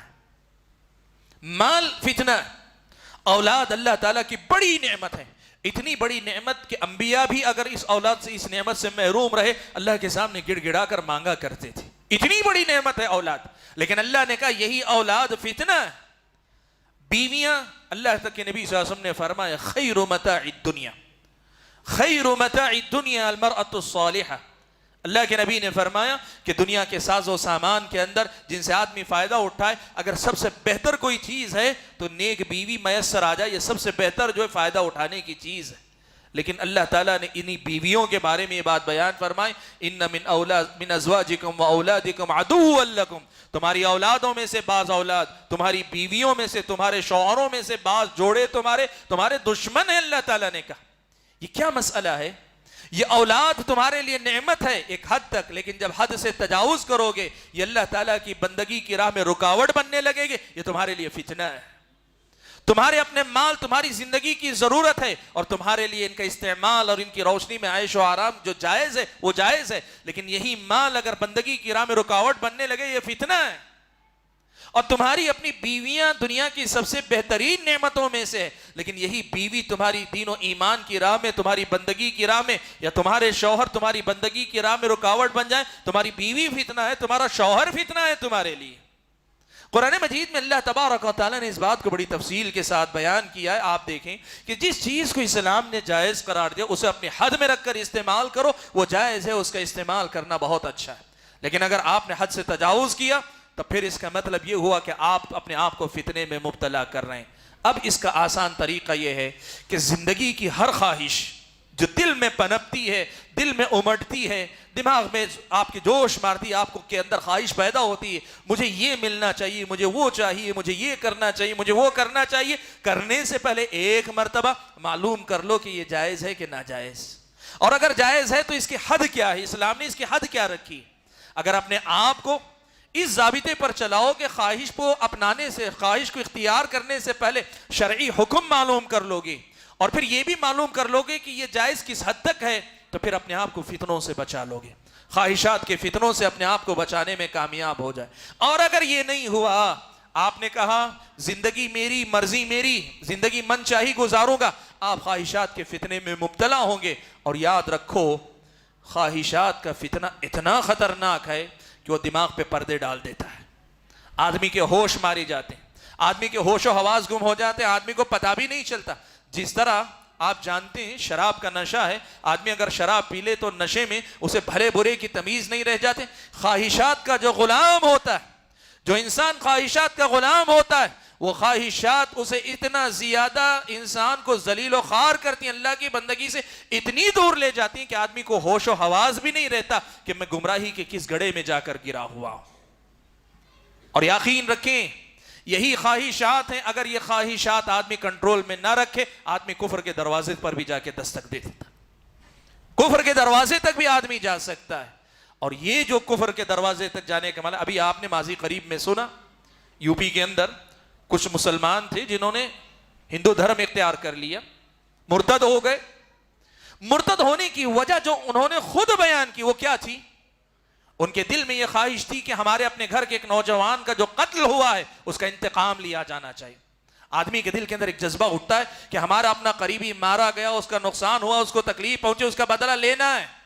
اب آدمی کو اسلامی شریعت یہ کہتی ہے کہ انتقام لینے کی یہ خواہش انسان کی طبیعت میں ہوتی ہے، لیکن اسلام کہتا ہے کہ اس کے اپنے ایک دائرے ہیں، اس کی حد ہے، اس حد تک تم تمنا کرو، خواہش کرو، کوشش کرو، لیکن اگر نہیں ہوتا ہے تو پھر اس کے بعد فیصلہ اللہ پہ چھوڑ دو کہ ایک دن قیامت کا ہے جہاں اللہ تعالیٰ فیصلہ کرے گا۔ لیکن انہوں نے کیا کیا؟ مان لیا، ٹھان لیا، دنیا ادھر سے ادھر ہو جائے، ہم انتقام لے کر رہیں گے، اور اسی انتقام کے لالچ میں، خواہش میں مذہب تبدیل کر لیا، مرتد ہو گئے، اور یہ سوچ کر کہ شاید یہاں نہیں تو وہاں جا کر ہمیں انتقام مل جائے گا۔ یاد رکھنا میرے بھائیوں، خواہشات چاہے کسی بھی قسم کی ہو، آدمی کے اوپر اگر مسلط ہو جاتی ہیں تو آدمی کے لیے انتقام کا معاملہ چھوٹا سا مسئلہ تھا، دین و ایمان کا مسئلہ کتنا بڑا تھا، وہ بڑا مسئلہ چھوٹا ہو گیا، چھوٹا مسئلہ بڑا بن گیا۔ یہ ہوتا ہے خواہشات کا فتنہ، جو انسان کو اپنی اگر لپیٹ میں لے لیتا ہے تو آدمی کو برباد کر دیتا ہے۔ میرے بھائیوں، میں نے جیسے کہا خواہشات کی اگر فہرست گنائیں تو کافی لمبی ہوگی، اور خاص طور پر وقت نہیں، ورنہ میں آج خاص طور پر آپ کے سامنے عورتوں کا فتنہ یا مردوں کے لیے، عورتوں کے لیے مردوں کا فتنہ، اس پر کچھ باتیں تنبیہ کے طور پہ کہنا چاہ رہا تھا۔ سماج کے اندر آج یہ جدید جو وسائل آئے، انٹرنیٹ کے، واٹس ایپ کے، اور اس کے ذریعے اتنی تباہی آئی ہوئی ہے، عورتوں کو اللہ تبارک و تعالیٰ نے جو مقام دیا تھا وہ مقام بھی پامال ہو رہا ہے، اور مردوں کو اللہ کے نبی نے جو تنبیہ کی تھی وہ تنبیہ بھی بھول گئے۔ اللہ کے نبی نے کہا تھا ما ترکت بعدی فتنة اضر علی الرجال من امتی من النساء، کہ میں نے اپنے بعد میری امت کے مردوں کے لیے عورت سے بڑا فتنہ میں نے نہیں چھوڑا ہے۔ اور آج عورت کا فتنہ اتنا عام ہے، اتنا عام ہے، اللہ معاف فرمائے۔ پچھلے دنوں ایک بھائی نے فون کیا مجھے، اور مسلسل وہ چاہ رہا، اس کی خواہش ہے کہ اس موضوع پہ بات کی جائے۔ وہ کہہ رہا ہے مجھے تو نہیں پتا، میں اب تک بھی دیکھ نہیں سکا، لیکن اس نے یہ بات بتائی ہے کہ کوئی ایپ ہے، اس کا نام ہے میوزیکلی کے نام سے کوئی ایپ ہے، اس کا اپنا یہ، اس کی اپنی شکایت یہ کہنا یہ ہے کہ اس ایپ پر نوجوان لڑکے اور لڑکیاں کسی بھی فلمی گانے کو لے کر فلمی گانے کے طرز پر ایکٹنگ کرتے ہیں۔ گانا تو کسی اور کے نام پہ فلمایا گیا ہے، کسی اور کے شخصیت پر، لیکن لڑکے اور لڑکیاں مل کر آپس میں ایک دوسرے کے ساتھ ایکٹنگ کرتے ہیں، اور اس کا ویڈیو بنا کر اس ایپ پر وہ اپلوڈ کر سکتے ہیں۔ اور اس کا کہنا یہ ہے کہ اس کی شکایت بھی کیا تھی، ہمارے اپنے نوجوانوں کا بھی بڑا عجیب معاملہ ہے، اور میں یہ بات بڑی ذمہ داری سے کہنا چاہتا ہوں، اسے شکایت اس پر نہیں کہ بے حیائی ہو رہی ہے، اسے شکایت اس پر ہے کہ ہماری مسلم لڑکیاں غیر مسلم لڑکوں کے ساتھ یہ سب کچھ کر رہی ہیں۔ وہ ہماری بھی سوچ دیکھو، برائی ہماری نظر میں برائی اس لیے نہیں کہ وہ برائی ہے، اور برائی اس لیے ہے کہ ایک مسلم لڑکی غیر مسلم کے ساتھ ہے، اور وہی اگر مسلمان لڑکا مسلمان لڑکی کے ساتھ جائے، یا مسلمان لڑکا کسی غیر مسلم لڑکی کے ساتھ جائے، تو کیا یہ فتنہ نہیں، یہ بے حیائی نہیں؟ میرے بھائیوں، چاہے فتنہ کیسا بھی ہو، یہ لڑکے اور لڑکیوں کا فتنہ، میں یہ بات کہنا چاہوں گا میرے اپنے نوجوان بھائیوں اور بہنوں سے، میری گزارش ہے کہ چند لمحوں کی لذت تمہاری دنیا تباہ کر دے گی، آخرت تو برباد ہوگی ہی، لیکن یہ اس زمین کی سچائی ہے۔ ذرا پوچھو کتنی ایسی بہنیں ہیں اس محبت کے جال میں، عشق کے جال میں، یا پتہ نہیں جو نام آپ دیں اس کے جال میں پھنس کر اپنا سب کچھ گنوا چکی، زبان کھول کر بتا نہیں سکتی کہ ہم لٹ گئی، برباد ہو گئی ہیں۔ اس دنیا میں حسرت کا سامنا کرنا پڑتا ہے۔ اپنے آپ کو بچاؤ، عورتوں کے فتنے سے اللہ کے نبی نے روکا ہے، اور یہ موبائل کا جو فتنہ ہے، اس فتنے کو اپنے آپ کو، بھائیو، موبائل اور انٹرنیٹ یہ اللہ تعالیٰ کی دی ہوئی بڑی نعمت ہے حقیقت میں، اگر آپ اور میں، جیسے میں نے کہا، شریعت کے ضابطے کو پہچان کر اس کی حد میں استعمال کریں۔ اگر حد سے آگے بڑھ کر ہم نے استعمال کیا تو پھر یہ موبائل میرے اور آپ کے لیے فتنہ ہے، اور آپ اگر اپنے آپ کو روک نہیں سکتے، موبائل کے حد سے بڑے ہوئے استعمال سے روک نہیں سکتے، ناجائز استعمال سے نہیں روک سکتے، تو شرعی طور پہ حکم یہی لگے گا کہ آپ کے لیے اس موبائل کو رکھنا جائز نہیں ہوگا، آپ کے لیے جائز نہیں ہوگا کہ آپ وہ موبائل رکھیں۔ ان دروازوں کو پہچانو جہاں سے یہ فتنے حملہ آور ہوتے ہیں، اور اگر یہ موبائل وہ دروازہ، وہ راستہ ہے جہاں سے آپ پر خواہشات کے حملے ہو رہے ہیں، فتنے حملہ آور ہو رہے ہیں، تو پھر اس کو بند کرو، اس کو ختم کرو۔ ضروری نہیں کہ کوئی اسمارٹ فون رکھو، آج بھی مارکیٹ میں وہ سادہ فون موجود ہیں جو آپ کی اپنی ضرورتوں کو پورا کر سکتے ہیں۔ بند کرو ان دروازوں کو جہاں سے یہ فتنے آپ پر اور مجھ پہ دستک دیتے ہیں۔ میرے بھائیو، یہ خواہشات کے فتنوں سے متعلق چند باتیں تھی، اور آخری جو تیسرا میدان ہے وہ ہے شبہات کے فتنے۔ شبہات کے فتنے کس کو کہتے ہیں؟ دین و ایمان میں میرے اور آپ کے سامنے ایمان اور عقائد کی ایک لمبی تفصیل ہے۔ مجمل تفصیل ایمان کی 6 باتیں ہیں: اللہ پر ایمان، رسولوں پر ایمان، کتابوں پر ایمان، فرشتوں پر ایمان، یوم آخرت پر ایمان، تقدیر پر ایمان، 6 بنیادی باتوں پر مجمل ایمان۔ تفصیل کے طور پر اللہ پر ایمان میں بہت ساری باتیں آتی ہیں، رسول پر ایمان کے سلسلے میں بہت ساری باتیں آتی ہیں، ہر ایک کی تفصیلات آتی ہیں۔ ان تمام باتوں میں ایمان جو ہے، اس ایمان سے پھیرنے والے بہت سارے شبہات میرے اور آپ کے دل و دماغ پہ دستک دیتے ہیں، اور یہ جو فتنے ہیں یہ بڑے خطرناک ہیں۔ خواہشات کے فتنے سے زیادہ خطرناک فتنے شبہات کے فتنے ہوا کرتے۔ اسی لیے پیارے نبی صلی اللہ علیہ وسلم نے ان فتنوں کی طرف سے امت کو خصوصی طور پہ ڈرایا، چوکنا کروایا۔ پیارے نبی صلی اللہ علیہ وسلم نے فرمایا بادروا بالاعمال فتنا كقطع الليل المظلم۔ اللہ کے نبی نے فرمایا کہ فتنے آنے سے پہلے عمل کر لو، فتنوں کا وہ زمانہ آنے سے پہلے عمل کر لو۔ اور وہ فتنے کیسے ہوں گے؟ كقطع الليل المظلم۔ آدمی اندھیری رات میں چلتا ہے، ابتدائی رات میں آدمی چلتا ہے کہ نہیں ابھی اندھیرا زیادہ پورا نہیں ہوا، ابھی تھوڑی تھوڑی روشنی، آدمی ابتدا میں چل لیتا ہے۔ یا پھر آدمی بعد میں تمنا کرتا ہے کہ چلو رات اندھیری ہو گئی تو کیا ہوا، چاند نکل آئے گا، چاند کی روشنی میں چل نکلوں گا۔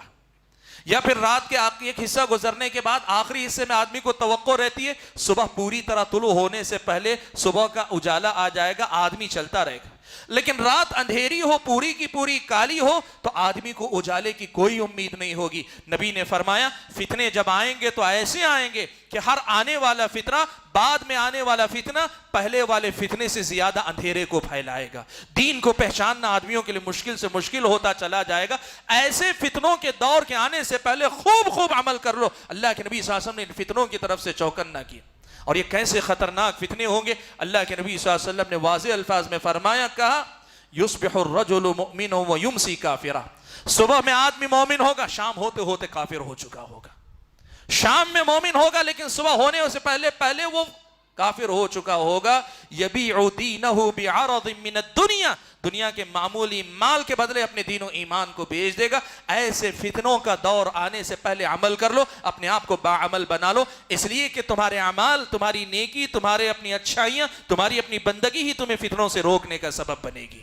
پیارے نبی صلی اللہ علیہ وسلم کی اس پیشن گوئی کے مطابق اپنے آپ کو فتنوں سے بچانے کی کوشش کرو۔ شبہات کے فتنے بڑے خطرناک فتنے، یہ ایسے فتنے، ایک مرتبہ صحیح بخاری کی روایت ہے، حضرت حذیفہ بن یمان رضی اللہ تعالیٰ عنہ بیان فرماتے ہیں کہ ایک مرتبہ حضرت عمر ابن خطاب رضی اللہ تعالیٰ عنہ نے پوچھا کہ تم میں سے کس نے اللہ کے نبی صلی اللہ علیہ وسلم سے فتنوں کے بارے میں حدیث سنی ہے؟ حضرت حذیفہ بن یمان نے کہا کہ میں نے سنی ہے۔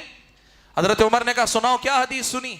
اللہ کے نبی صلی اللہ علیہ وسلم سے حضرت حذیفہ نے روایت کیا، کہا اللہ کے نبی نے یہ بات بیان فرمائی کہ فتنۃ الرجل فی اہلہ ومالہ وولدہ، آدمی کا اپنے بیوی کے سلسلے میں فتنے میں مبتلا ہو جانا، مال کے سلسلے میں فتنے میں مبتلا ہو جانا، اولاد کے سلسلے میں فتنے میں مبتلا ہو جانا، یہ فتنہ ہے۔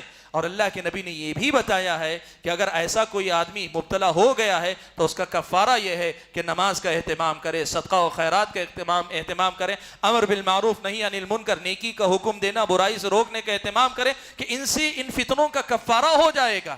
حضرت عمر ابن خطاب نے کہا ان فتنوں کے بارے میں نہیں پوچھ رہا ہوں، میں ان فتنوں کے بارے میں پوچھ رہا ہوں کہ جب وہ فتنے اٹھیں گے تو بالکل سمندر کی موجوں کی طرح اٹھیں گے، تموج کموج البحر، سماج کے اندر وہ آئیں گے تو ویسے ہی جیسے سمندری لہر آتی ہے سب کچھ بہا لے جاتی ہے۔ اور اگر ہم ہمارے سماج کے حساب سے کہنا چاہیں تو گویا سونامی، کوئی سمندری موج ہے، جب آتی ہے تو بہت سارے لوگوں کا بہت کچھ بہا لے جاتی ہے، بہت کم لوگ اپنا دین و ایمان بچا پاتے ہیں۔ میرے بھائیو، یہ شبہات کے فتنے ہیں جن کی طرف سے اللہ کے نبی نے چوکن نہ کیا۔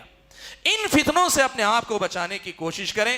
اور اب اس میں شرک بھی فتنہ ہے، بدعات بھی فتنہ ہے، مختلف قسم کے شبہات جو ایمان کی، ایمانیات کی تفصیلات سے متعلق پیدا کی جاتی ہیں وہ فتنہ ہے، صحابہ سے متعلق مختلف قسم کی شکوک و شبہات پیدا کیے جاتے ہیں یہ فتنے۔ ان تمام فتنوں سے اپنے آپ کو بچانے کی کوشش کرو۔ میرے بھائیو، وقت میرے پاس زیادہ نہیں رہ گیا ہے، لیکن میں آپ کے سامنے بڑی تیزی کے ساتھ شبہات کے فتنوں سے اپنے آپ کو بچانے کے لیے کیا کرنا چاہیے، بڑی تیزی کے ساتھ چند اسباب گنا دیتا ہوں کہ ان اسباب کو لازم پکڑے رہیں گے۔ اول و آخر اللہ کا فضل و کرم، اور اس کے بعد ان اسباب کے ذریعے اللہ تعالیٰ میرے اور آپ کے دین و ایمان کی حفاظت فرمائیں گے، شبہات کے فتنوں سے ہم اور آپ بچ جائیں گے۔ سب سے پہلا سبب جس سے ہم اور آپ شبہات کے فتنوں سے اپنے آپ کو بچا سکتے ہیں، اپنے دین کو، اپنے ایمان کو، اپنے عقیدے کو، اپنی دین کی تفصیلات کو گمراہی میں مبتلا ہونے سے بچا سکتے ہیں، شبہات کا شکار ہونے سے بچا سکتے ہیں۔ سب سے پہلا طریقہ یہ ہے کہ اپنے آپ کو علم حاصل کرنے والا بنا لو،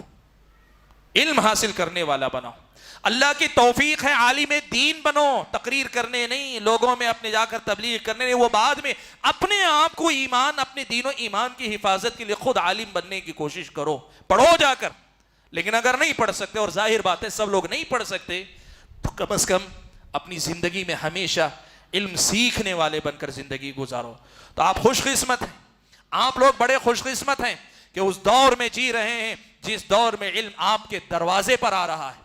آپ اس دور میں جی رہے ہیں جس دور میں علم آپ کے اپنی جیب میں، آپ کے موبائل میں، آپ کے اپنے دروازے پر موجود ہے، آپ کی اپنی سہولت کے مطابق ہے. صبح سیکھو، شام سیکھو، گھر میں سیکھو، گھر مسجد میں سیکھو، جہاں چاہے وہاں سیکھ سکتے ہیں. علم حاصل کرنے کے مواقع آپ کے پاس بہت ہیں. ورنہ پوچھو ہمارے اپنے جو بزرگ ہیں، اپنے بزرگوں سے پوچھو، ان کے آبا و اجداد سے پوچھو، سال میں ایک مرتبہ رمضان میں مدرسوں کے سفیر کی حیثیت سے جو علماء آتے، وہ علماء قرآن و سنت کی 2-4 باتیں بتاتے، ورنہ لوگ ترس جاتے کہ دین کی کوئی بات سیکھنے کا موقع ملے. آج آپ کے سامنے موقع ہیں، آج آپ کے سامنے موقع، مختلف قسم کے کورسز ہیں، مختلف قسم کے صباحیہ مسائیہ کورس ہیں، مختلف قسم کے علماء کی تقریریں، سب کچھ علم اللہ کا فضل و کرم ہے، پہلے کے مقابلے میں نسبتاً آسان ہے. فتنوں سے بچنا چاہتے ہو، علم حاصل کرو، اس لیے کہ علم ہی سے ان شبہات کی پہچان ہو پائے گی. پیارے نبی صلی اللہ علیہ وسلم نے قیامت کی نشانی بتائی، کہا ان من اشراط الساعہ ان یرفع العلم ویظہر الجہل. قیامت کے قریب جب خالص فتنوں کا زمانہ، فتنے ہی فتنے ہوں گے، وہ کون سا زمانہ ہوگا؟ یہ زمانہ وہ ہوگا جب علم اٹھا لیا جائے گا، جہالت عام ہو جائے گی. اس کا مطلب یہ ہوا کہ فتنوں کے پھیلنے کا بنیادی سبب جہالت کا عام ہونا ہے، علم کا کم ہونا ہے. علم حاصل کرو، علم حاصل کرنے والے بن کر زندگی گزارو کہ اللہ کے فضل و کرم کے بعد اللہ تعالیٰ کا بھیجا ہوا یہ علم مجھ کو اور آپ کو فتنوں سے بچانے میں مدد دے گا. یہ سب سے پہلا راستہ ہے، سب سے پہلا ذریعہ جس کے ذریعے ہم اور آپ اپنے آپ کو فتنوں سے بچا سکتے ہیں. دوسری چیز جس سے میں اور آپ شبہات اور شہوات دونوں فتنوں سے بچ سکتے ہیں، وہ یہ کہ ہم اور آپ اللہ تعالیٰ سے پناہ مانگا کریں، فتنوں سے پناہ مانگا کریں. ہماری دعاؤں میں کیا ہوتا ہے؟ ہماری دعائیں ہماری دنیا کے لیے ہوتی ہیں. عجیب ہم ناسمجھ لوگ ہیں. ہم جانتے ہیں ہماری آخرت ہماری اپنی دنیا سے زیادہ عزیز ہے، اہم ہے. ہم جانتے ہیں کہ اس دنیا میں بھی ہمارا اپنا دین ہماری دنیاوی ضرورتوں سے زیادہ اہم ہے.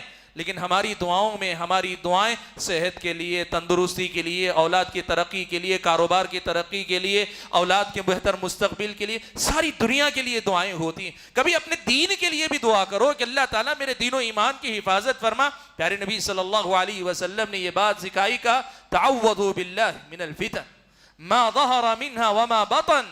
تم اللہ تبارک و تعالیٰ کی پناہ مانگو، ہر قسم کے فتنوں سے اللہ تعالیٰ کی پناہ مانگو، دعا کرو. فتنوں سے بچنے کا دوسرا راستہ، چاہے وہ شبہات کے فتنے ہوں یا شہوات کے، اور شبہات کے فتنوں میں خاص طور پر اللہ تبارک و تعالیٰ سے دعا مانگا کرو. کیوں؟ اس لیے کہ رب کی توفیق ہو جائے، بڑے سے بڑا فتنہ ہمارا کچھ بگاڑ نہیں سکتا. اور رب کی اگر نظر رب ہو ہم پر، چھوٹی سی چھوٹی بات بھی میرے اور آپ کے دین و ایمان کو فتنہ بنا سکتی ہے. اللہ کے نبی صلی اللہ علیہ وسلم نے کہا، بندوں کے دل رحمان کی 2 انگلیوں کے درمیان، یقلبها کیف یشاء، اللہ جس طرف چاہے پھیر دے سکتا ہے. کیا پتا ہماری بے اعتنائی، لاپرواہی، اللہ تعالیٰ کے سامنے نہ گڑ گڑانا، اللہ تعالیٰ سے نہ مانگنا مجھ کو اور آپ کو فتنوں میں مبتلا کر دے. لوگ کہتے ہیں خدا مہربان تو گدھا پہلوان، بڑے سے بڑے فتنے کا مقابلہ آدمی کر سکتا ہے، اللہ تبارک و تعالیٰ کی اگر کرم فرمائی مجھ پر اور آپ پر ہو جائے. بھائیوں، یہ دوسرا راستہ ہے کہ ہم اور آپ اللہ تبارک و تعالیٰ سے ہمیشہ دعا کیا کریں. تیسری چیز جس سے فتنوں سے بچا جا سکتا ہے، اور خاص طور پہ شبہات کے فتنے اور بالعموم شہوات کے فتنے، تیسرا راستہ ہے کثرت سے عبادت کرنے والے بنو. ہم میں سے بہت سارے لوگ عبادت کو صرف بڑے محدود معنی میں لیتے ہیں. عبادت کی انسانی زندگی پہ اثرات اور انسان کو کیا کیا فائدے ملتے ہیں لوگوں کو پتہ نہیں. اللہ کے نبی صلی اللہ علیہ وسلم سے صحیح مسلم کی ایک روایت میں بڑی پیاری بات اللہ کے نبی نے کہا. اللہ کے نبی نے کہا کہ عبادت فی الحرج کہجرۃ الیہ. اللہ کے نبی نے فرمایا جب فتنے عام ہوں گے، خون خرابہ عام ہوگا، قتل و غارت گری کا ماحول ہوگا، فتنے کے ایسے ماحول میں اگر کوئی عبادت کرنے والا ہو جائے، عبادتوں میں لگ جائے، اللہ کے نبی نے فرمایا یہ اس کی عبادت بالکل وہی فضیلت، وہی حیثیت رکھتی ہے جو حیثیت میری طرف ہجرت کرنے والے کی تھی. اہل علم اس کی شرح کرتے ہوئے لکھا ہے نبی کے دور میں فتنوں سے بچنے کا سب سے بہتر راستہ یہ تھا کہ فتنوں کے علاقے سے نکل کر نبی اکرم صلی اللہ علیہ وسلم کی صحبت میں آدمی چلا جائے. کہا فتنوں کے زمانے میں نبی کے بعد اگر کوئی پناہ ہے تو وہ یہ کہ آدمی عبادت گزار بن کر اللہ تعالیٰ کی پناہ میں چلا جائے. خوب عبادت کرو, زیادہ سے زیادہ عبادت کرو کہ تمہاری عبادتیں تمہارے اپنے دین و ایمان کی حفاظت کی ضمانت بن جائے گی. تمہاری عبادتیں تمہاری حفاظت کی ضمانت بن جائیں گی. یہ تمہاری اپنے فتنوں سے بچنے کا ایک بہت بڑا راستہ ہے. اور اگلا راستہ اور بڑا اہم راستہ ہے, جیسے میں نے کہا عنوان بہت طویل ہے, وقت ہوتا تو میں اس پہ بات کرتا, لیکن اشارے ہی میں کہنا چاہتا ہوں. پیارے نبی صلی اللہ علیہ وسلم نے فتنوں کے سلسلے میں ایک بڑی پیاری بات اللہ کے نبی صلی اللہ علیہ وسلم نے کہی. وہ کیا ہے؟ جب بھی کسی فتنے کے بارے میں سنو تو آگے بڑھ کر یہ کوشش نہ کرو میں دیکھنا چاہتا ہوں کیا ہے یہ فتنہ. لوگوں کے اندر تجسس کا ایک مزاج ہوتا ہے, اور لوگوں کے اندر ایک اور مزاج ہے دنیا میں جو کچھ ہو رہا ہے مجھے معلوم ہونا چاہیے ہر ایک چیز. اسلام کہتا ہے نہیں, فتنہ ہے, بدعت ہے, گمراہی ہے, کوئی غلط فکر ہے, کوئی نیا بدعتی کھڑا ہوا ہے. تمہارا طریقہ یہ نہیں کہ بھاگ کے جاؤ, دوڑ کر اس کی طرف جا کر تم اس کے بارے میں تحقیق کرو. نہیں, وہ اگر اس طرف ہے تو تم اس طرف, اس کا رخ مشرق کی طرف ہے تو تمہارا مغرب کی طرف, وہ شمال میں ہے تو تم جنوب کی طرف. فتنوں سے بھاگنے کی کوشش کرو. پیارے نبی صلی اللہ علیہ وسلم نے فرمایا ستکون فتنہ, اللہ کے نبی نے فرمایا قیامت کے قریب ایسا بھی فتنہ آئے گا کہ القاعد فیہا خیر من الماشی, بیٹھا ہوا آدمی چلنے والے آدمی سے بہتر ہوگا, اس میں زیادہ محفوظ رہے گا. چلنے والا آدمی دوڑنے والے آدمی سے زیادہ محفوظ رہے گا اس فتنے کے اندر. اور اللہ کے نبی صلی اللہ علیہ وسلم نے یہ بات بڑی وضاحت کے ساتھ بیان فرمائی, کہا کہ اس فتنے کی خاصیت ہی یہ ہوگی من استشرفہا استشرفتہ, جو جھانک کر دیکھنے کی کوشش کرے گا یہ فتنہ اسے اچک لے گا. اور آج میں یہ بات بتانا چاہتا ہوں, یوٹیوب کی اس دنیا کے اندر بڑے فتنے ہیں, اور میں بڑی ذمہ داری کے ساتھ یہ کہہ رہا ہوں کہ زندگی میں اللہ نے جو کچھ علم حاصل کرنے کی راہ پہ لگایا ہے, اس علم اور اللہ تعالیٰ کی توفیق کی روشنی میں یوٹیوب کھولتے ہیں, دین کے نام پہ بات کرنے والوں کو اتنے فتنے ہیں کہ آپ حیران رہ جائیں گے. اور کون؟ وہ جو نہ کوئی مستند عالم ہے نہ کچھ, بس لوگوں کو کسی کا انداز اچھا لگتا ہے, کسی کی گفتگو کرنے کا طریقہ اچھا لگتا ہے, کسی کی کوئی بات پسند آتی, آدمی شوق میں سنتا ہے. وہ اللہ کے بندو, صحابہ کرام رضوان اللہ علیہم مجمعین کا منہج یہ تھا کہ وہ یہ بات معلوم کرتے تھے کہ کسی آدمی کی بات سننے سے پہلے یہ آدمی قابل بھروسہ ہے کہ نہیں. آج نوجوان نسل کا بہت بڑا مسئلہ یہ ہے کہ شبہات کے ایسے فتنے میں آپ کے سامنے بتانا چاہوں گا. یوٹیوب پر ایک مقرر ہے جس کی تقریریں آج کے زمانے میں نوجوان بہت سنتے ہیں, اور اس کا نتیجہ یہ ہے کہ وہ آدمی صحابہ کے تعلق سے شبہات ظاہر کرتا ہے. اور آج نوجوان نسلوں میں کی ایک بڑی تعداد ایسی ہے جو حضرت معاویہ کے بارے میں, حضرت عمرو بن عاص کے بارے میں, دیگر صحابہ کرام کے بارے میں غلط بیانی کرتا ہے, صحابہ کے حق میں گستاخی کرنے والا ہو گیا. یہ فتنہ, یہ شبہات کے فتنے. اسلامی شریعت یہ کہتی ہے فتنے آتے ہیں تو آپ اپنے آپ کو فتنوں سے دور لے کر جاؤ. بھائیو, مختصر یہ کہنا چاہ رہا ہوں, سلف صالحین کا طریقہ یہ تھا کہ اگر کوئی آدمی قابل بھروسہ نہیں, بدعتی ہے, یا پتا ہے کہ اس کے اندر کوئی گمراہی ہے, لوگ آج نوجوان کہتے ہیں ٹھیک ہے وہ غلط ہے اس کے پاس, لیکن پھر بھی فلاں چیز اس کے پاس بڑی اچھی. سلف کا منہج یہ تھا, سلف صالحین میں سے بعض یہ کہتے تھے, بدعتی آدمی کہتا میں قرآن سنانا چاہتا ہوں, قرآن کی آیت, کہتے تو اگر سنانا چاہ رہا ہے قرآن کی آیت بھی سنانے کا ہم نہیں سنیں گے. تو اگر سنانا چاہ رہا ہے قرآن کی آیت بھی تیری طرف سے ہم نہیں سنیں گے. ان میں سے کسی نے کہا کیا ہے آیت ہی تو قرآن کی ایک آیت, کا ایک آیت نہیں, آدھا کلمہ بھی تیری زبان سے نہیں سننا چاہوں گا. یہ فتنوں کے دروازے ہیں, ان پہ جا کے دستک نہ دو, اس لیے کہ جو آدمی دستک دے گا یہ فتنے اسے اچک لیں گے. اپنے آپ کو فتنوں سے دور رکھنے کی کوشش کرو, یہ ایک طریقہ. اور بھائیو, فتنوں سے بچنے کا ایک اچھا اور اہم راستہ یہ بھی ہے کہ اپنے آپ کو ہمیشہ علماء سے جوڑے رکھو. ایک بات میں آپ کو بتاؤں, نئے دور کے فتنوں میں سے ایک بڑا فتنہ یہ ہے, اور اس کے پیچھے بڑی ذمہ داری کے ساتھ بتا رہا ہوں کہ باقاعدہ ایجنسیاں کام کر رہی ہیں, غیر مسلم ایجنسیاں, میں بات کر رہا ہوں مغربی ممالک سے آ کے اس پہ کام کر رہی ہیں کہ نوجوان نسل کا علماء سے رشتہ کاٹ دیا جائے, علماء سے رشتہ کاٹ دیا جائے, انٹلیکچوئلز کے ساتھ ان کو جوڑ دیا جائے. کیوں؟ اس لیے کہ علماء سے جڑے رہیں گے تو مغربی ممالک جو اپنا مقصد حاصل کرنا چاہتے, دین کو جس طریقے سے ماڈریٹ بنا کر پیش کرنا چاہتے ہیں, ماڈریٹ اسلام یہ انٹلیکچوئلز کے ذریعے ہی نوجوانوں کے اندر آتا ہے. واقعی معنوں میں سچا اور پریکٹیکل جو اسلام ہے، وہ اسلام جو نبی کا تھا، وہ اسلام جس پر صحابہ تھے، وہ اسلام آج کی دنیا کو قابل قبول نہیں. اب اس دنیا کو ختم نہیں کر، اس اسلام کو ختم نہیں کر سکتے. نوجوان نسل کو اچھے اور سچے دین کے مبلغ علماء سے کاٹ کر ماڈریٹ اسلام کی تبلیغ کرنے والے مثقفین، انٹلیکچوئلز، مفکرین، لکھنے والے، بولنے والے، جن کے بولنے کا انداز بڑا اچھا ہوتا ہے. اور نوجوان بھی کتنی سادگی سے کہتا ہے کہ علماء کی باتیں وہیں 1400 سال پرانی، نئے زمانے کے مطابق فلاں بولتا ہے. وہ اللہ کے بندے، دین کی بعض مسائل ہیں جو نئے زمانے کے اعتبار سے بدل سکتے ہیں، ورنہ دین کی حقیقتیں، عقائد تو جو 1400 سال پہلے تھے، آج سے 1400 سال بھی اگر اسلام رہے گا تو وہی کی وہی رہیں گے. زمانے کے حساب سے اسلام نہیں بدلتا، اسلام کی سچائیاں وہی رہیں گی. میرے بھائیوں، علماء سے جڑے رہو. شبہات کے فتنے سے اپنے آپ کو بچانا چاہتے ہو، علماء سے جڑے رہو. کیوں؟ حضرت حسن بصری رحمۃ اللہ علیہ نے بڑی پیاری بات کہی. وہ کہتے ہیں کہ الفتنۃ اذا اقبلت، جب فتنہ آتا ہے تو اسے صرف عالم پہچانتا ہے، اور جب فتنہ اذا ادبرت، جب فتنہ واپس لوٹ جاتا ہے، فتنہ لوگوں کو مبتلا کر کے چلا جاتا ہے، پھر ہر عام آدمی جانتا ہے کہ وہ فتنہ تھا. فتنے کی ابتدا میں اسے پہچاننے کے لیے جو علم چاہیے وہ آپ کے پاس نہیں، تو آپ اپنے آپ کو ان علماء سے جوڑے رکھیے جن علماء کو اللہ کے نبی صلی اللہ علیہ وسلم نے ورثۃ الانبیاء کہا ہے. العلماء ورثۃ الانبیاء. یاد رکھنا، ہمیں اس بات کا پوری طریقے سے اندازہ ہے کہ علماء کے اندر، بعض علماء کے اندر غلطیاں، بعض علماء دنیا دار بھی ہوئے، بعض ایسے بھی، لیکن یہ کبھی نہیں ہو سکتا کہ علماء حق سے امت خالی ہو جائے. یہ ہو ہی نہیں سکتا. نبی کے وارث اگر اللہ نے علماء کو کہا ہے تو یہ علماء رہیں گے، اور وہ آدمی خیر کے اندر رہے گا جو اپنے آپ کو علماء سے باقی رکھ کے جوڑ کے رکھے گا. وہ آدمی محفوظ رہے گا شبہات سے جو آدمی اپنے آپ کو علماء سے جوڑ کر رکھے گا. اور تاریخ میں دیکھ لو، پچھلے 100 سال کی ہندوستان کی صرف تاریخ بتانا چاہتا ہوں.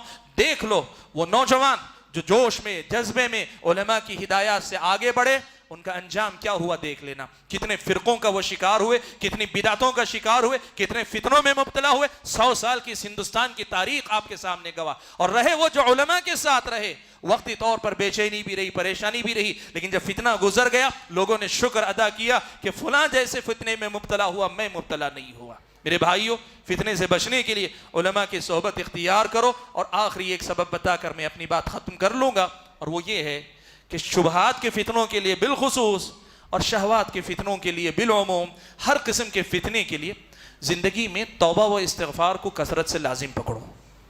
خوب توبہ و استغفار کیا کرو. ہمارے اپنے گناہ یہ تمہید ہوتے ہیں، ہمارے اپنے گناہ یہ دعوت ہوتے ہیں فتنوں کے لیے. اگر ہم توبہ کریں گے، استغفار کریں گے، اللہ تعالیٰ کے پاس گڑ گڑائیں گے، یہ ہمارے اپنے گناہوں کے جو اثرات ہیں ان کے نتیجے میں جو فتنے ہم پر آ سکتے ہیں، اللہ تعالیٰ اس سے مجھ کو اور آپ کو بچا لیں گے. اللہ کے نبی کی جو دعائیں تھیں ان میں سے ایک دعا یہ بھی تھی، اللہ کے نبی کہتے تھے وَمِن سَيِّئَاتِ أَعْمَالِنَا، جو ہم نے اعمال کیے، ان اعمال کا جو غلط اثر یا جو برائیاں ہو سکتی، اللہ تعالیٰ ان سے بھی تو اپنی پناہ میں ہمیں لے لینا. خوب توبہ و استغفار کرو. توبہ و استغفار میرے اور آپ کے لیے فتنوں سے بچنے کا بہت بڑا ذریعہ.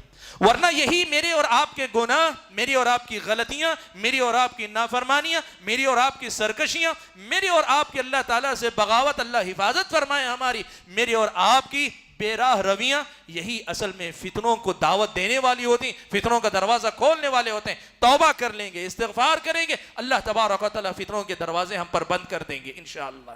میرے بھائیوں، بات بہت لمبی ہو گئی، لیکن جیسے میں نے شروع ہی میں کہا کہ فتنے کا یہ موضوع یا فتنوں کی تفصیلات اور ہر فتنے سے بچنے کے الگ الگ آداب کیا ہو سکتے ہیں، بات بہت لمبی ہوگی. لیکن آج کے اس خطاب میں بالعموم مجھے جو بات آپ کے سامنے رکھنی تھی وہ میں نے آپ کے سامنے رکھی ہے. میری اللہ تبارک و تعالیٰ سے دعا ہے کہ اللہ تبارک و تعالیٰ مجھے اور آپ سبھی حضرات اور خواتین کو جو باتیں کہی گئی ہیں ان باتوں کی روشنی میں خود کی، اپنے آل و اولاد کی، اپنے مسلمان بھائیوں کی، مسلم سماج کی، بلکہ مسلمانوں سے آگے بڑھ کر اس پوری انسانیت کی ہر قسم کے فتنوں سے بچنے بچانے کی اللہ تعالی ہم سب کو توفیق عطا فرمائے. اللہ تبارک و تعالی دین و ایمان کی حفاظت نصیب فرمائے. اللہ تعالی جب تک دنیا میں رکھے ایمان اور اسلام پر قائم رکھے، اور جب اپنے پاس بلائے تو ایمان پر بلائے، اس ایمان پر بلائے جس ایمان پر اللہ تعالیٰ مجھ سے اور آپ سے راضی ہو جائے، جہنم سے نجات دے دے، جنت میں اللہ تعالیٰ ہم سب کو ایک ساتھ محبت کرنے والے بھائی بنا کر داخل فرمائے. آمین. وآخر دعوانا الحمدللہ رب العالمین.